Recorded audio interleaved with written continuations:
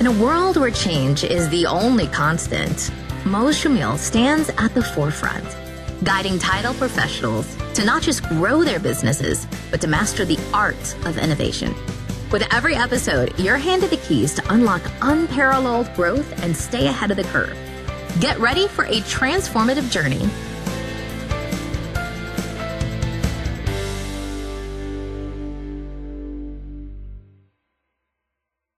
Hello, everyone, and welcome to another episode of the Title Agents podcast. Today, I have the pleasure of returning guest, Hope Ottoviani from Alltech National Title. Today's topic will be culture without borders, how to keep remote teams, US-based and national or international, engaged and growing. Welcome, Hope. Hi, everybody. Glad to be back again. I know Alltech National's culture is built around work together, win together, and personal and professional growth. How do you make those values come alive for a remote team? I would say constant communication. You have to constantly communicate. I don't care how you do it, but you have to touch base with all your teams monthly at a minimum. So I may be the COO going here and there and traveling and all over the place, but I will always check in with everyone, not just my direct reports. I schedule monthly reminders to follow up on someone's training or seminar or that leadership, the class that they did. Hey, how'd that go? Tell me how it went. I asked them how they did on that difficult closing that people like to talk about. Man, I had a 5-hour closing today. Tell me how you solved it. You know, you may learn something. So just keeping that constant dialogue open with everybody. Don't forget about your team because they're the ones who are also helping your company move forward. What does culture mean to you beyond person slogans? But most people think it's about person slogans. No, for me, it means like loyalty, balance, and value. Especially for me, family is a huge priority. A lot of people I work with are single mothers. Like family is a huge priority, and having that balance and letting others have the flexibility to kind of be present with their kids and utilizing AI to kind of, help improve the efficiency at work and at home. That's what loyalty means to me without skipping a beat. I'm able to do all of that and keep everything professional and personal culture wise without skipping a beat. How do you stick emotionally, or how do you get emotionally connected to team members that you never met or may never meet? I like, again, constant communication, but I like Zoom. Don't just call. Calling is nice, but do face-to-face like this. You learn about their nonverbals. You learn about, the way they talk, their tone. You get to learn their personality. So do it over. If you can't be there in person, do it over Zoom. Don't just do it via email or Slack only. You've got to do this over the Zoom or Microsoft Teams video because you're going to learn a lot more. So also if they do something awesome or if they take a few files, if somebody left, recognize them. Do a shout out. I mean, don't just incentivize them, but incentivize them with, personal touches. So again, constant communication is a huge thing for me. What are some habits or rituals that keep your remote culture strong? We do company morning huddles. I think we've been doing that for 5+ years, if not, almost 10. So company morning huddles. And as we grow, we get everybody involved. I know some people probably dread it, but company huddles, they're fun. I try to make people laugh. I think I'm funny. So I try to make people laugh. We do our flyers, our updates. Everybody is on the same page. So company morning huddles is huge. Leadership meetings, we do the EOS, the L10 meetings every other week with my direct reports. So I can hear how their market, how their region's going, how their team is improving. How to implement stuff. So leadership meetings, company morning huddles, holiday contests, do fun stuff too. We're doing a Halloween contest and a pumpkin painting. Now I know we are here in the DMV area, but we are encouraging all of our branches to do it so we can all have a contest, cross-state collateralization stuff.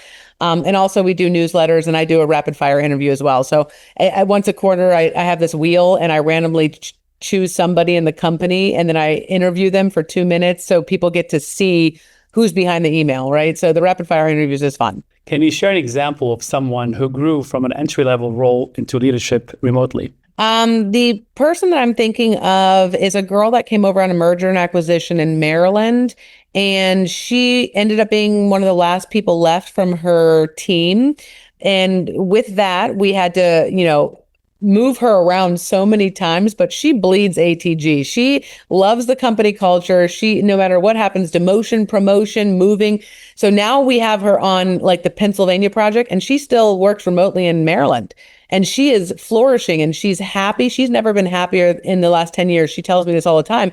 And it's because she's found, a way to work remotely, but also learn a new state and be with a new team. And she gets to travel there once a quarter, and it just works. So finding, maybe Maryland wasn't the right fit for her. Now she works remotely from Maryland on Pittsburgh stuff, on Pennsylvania stuff, and she loves it. How about somebody from your global team? Global team, like leadership wise or like remotely, all of them really impressed me. But the one, Umaima is one of the. She's one of the leaders that I always think of. I always go back to because I've never met her in person ever, but I see her as like, I don't want to say a mini me. She might be better than me. I just love her mindset, her positivity, no matter what is going on. She had to get married. She was still working. Like, she is just the hardest worker and the best extension of the company globally that we could have found. I'm so glad we found her. I hope we never lose her. She's been with us, I think, for almost 10 years now. So I've never met her. She's never been. All she knows is our company. Yeah. All she knows. Yeah. And she's helped implement every single automation, every single trigger, default template, qualia, everything. She's been my right arm in implementing all of those. How do you balance empathy with accountability when managing from afar? So for me, and luckily this is innate with me, I never point fingers. I never blame. I'm one of 5 kids. I've never blamed. I never blame my siblings for anything. I just want to hear the whole story before I make an educated decision. So if something happens, I try to always listen. I will pick up the phone. I'm like, hey, I see there's a huge error. Can you walk me through what happened? And then I'll determine, was it the system? Was it something else? Was it something that we can solve together? But never blame or point fingers, especially on remote teams. It's easy to just point fingers at the processors. It's easier to point fingers at post closers. Well, it's their fault. That's going to cause friction. You have to listen and just understand what they're going through as well. And I think that helps because I've done every position. So I've done post-closing, I've done processing, I haven't done sales yet, but I understand everybody's position. So I think you just need to listen. How does mentorship look like in a virtual environment at Alltech National and ATG? Constant coaching. So I'm always encouraging my branch managers to have a succession plan or somebody beneath them that they can coach. So that could be somebody in their office, but it could also be somebody remote. Right now, most of my branch managers don't have somebody in the office. They use somebody across state lines. So they're coaching and they're learning from other people, other branch managers, a remote person in Morocco. That person, they're like, man, she could take over half of what I do easily. Okay, coach her. So if somebody has those innate talents, it doesn't matter where they're located, use them. So I always encourage them, build on those talents. I always encourage my branch managers, you don't have to just be stuck in a box.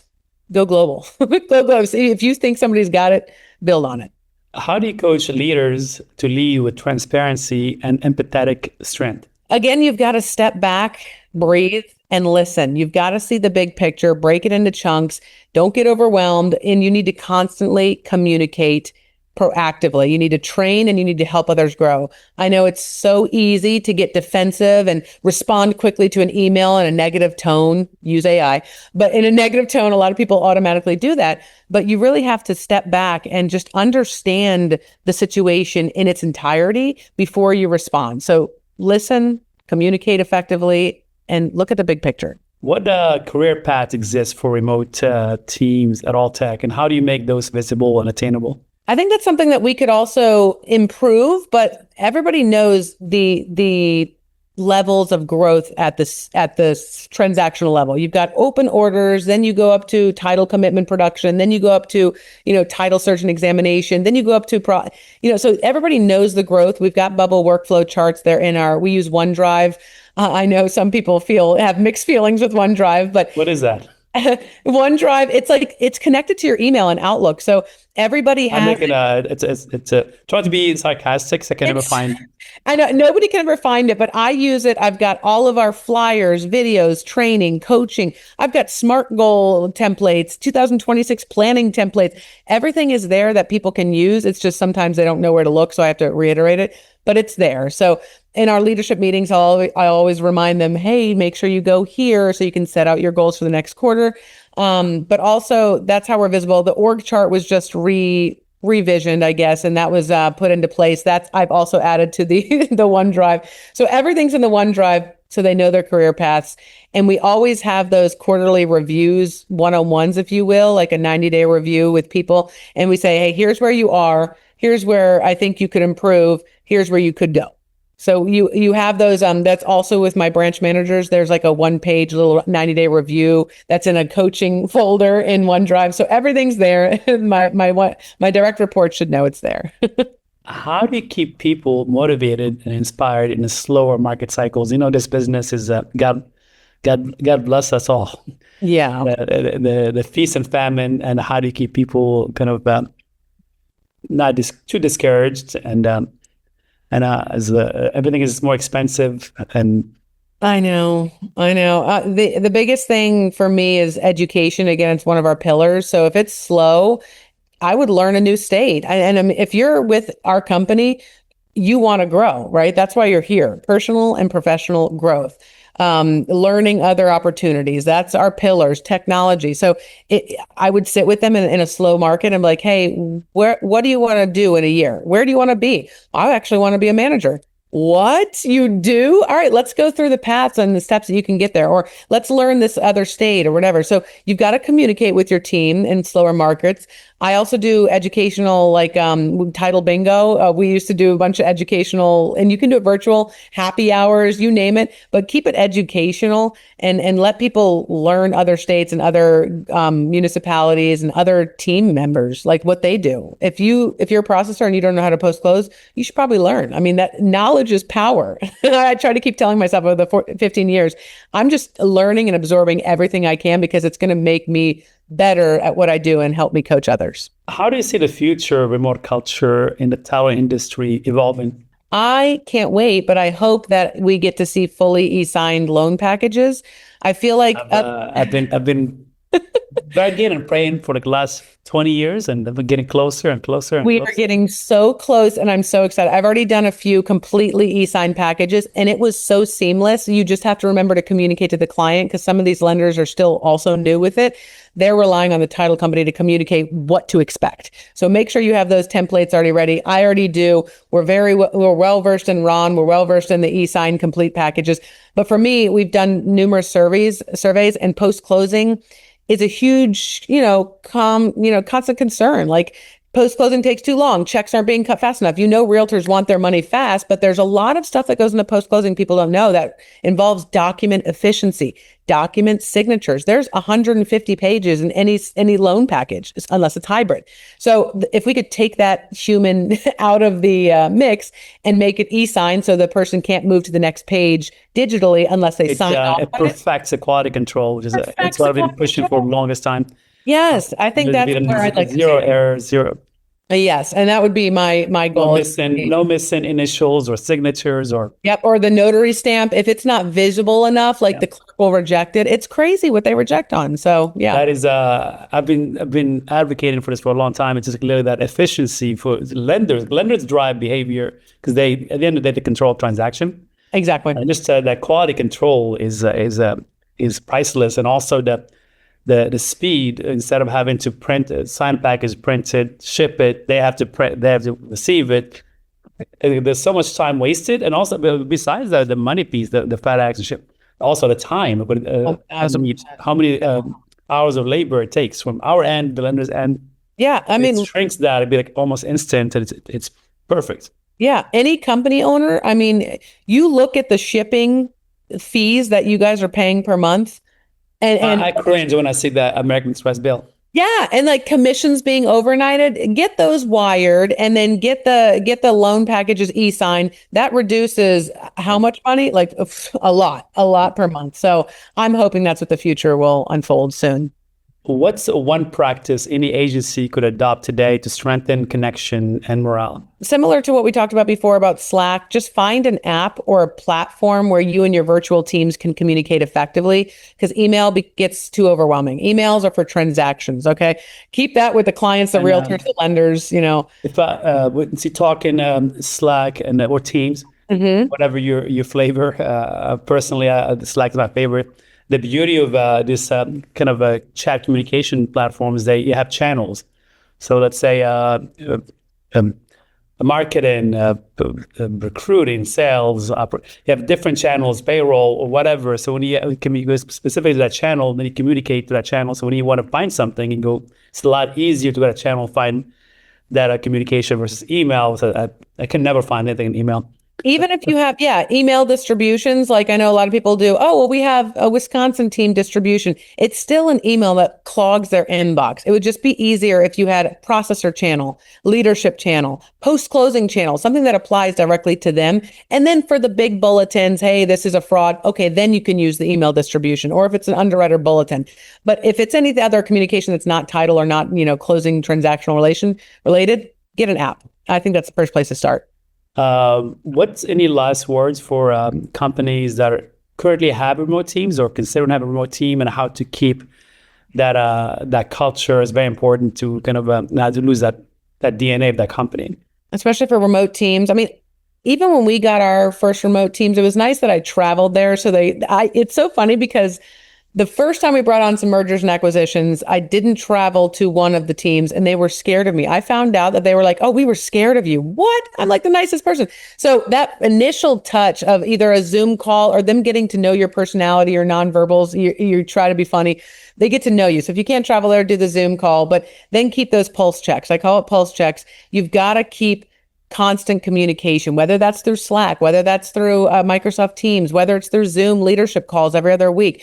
Break it into whatever department you want to have those constant communications with, and then do the shout outs and stuff. But you've got to have that communication or it's not going to work. And you have to reiterate your core values. Because if you ask anybody in your company, hey, what's our core value? A lot of them may not even know. And we put it everywhere. Now they know, because I randomly go up to them, like in leadership meeting, I'm like, hey, what's a core value? And I just like randomly ask them. And they're like, humility. I'm like, exactly. Good job. Here's a Starbucks card. Well, I hope keep up the amazing work you do, and thank you so much for your insights. And this is the end of our episode, and can't wait to see you next time. And please subscribe and give us that 5-star review. We appreciate you. Thank you. All right, thank you. Bye, guys. In a world where change is the only constant, Mohs Shamil stands at the forefront, guiding title professionals to not just grow their businesses, but to master the art of innovation. With every episode, you're handed the keys to unlock unparalleled growth and stay ahead of the curve. Get ready for a transformative journey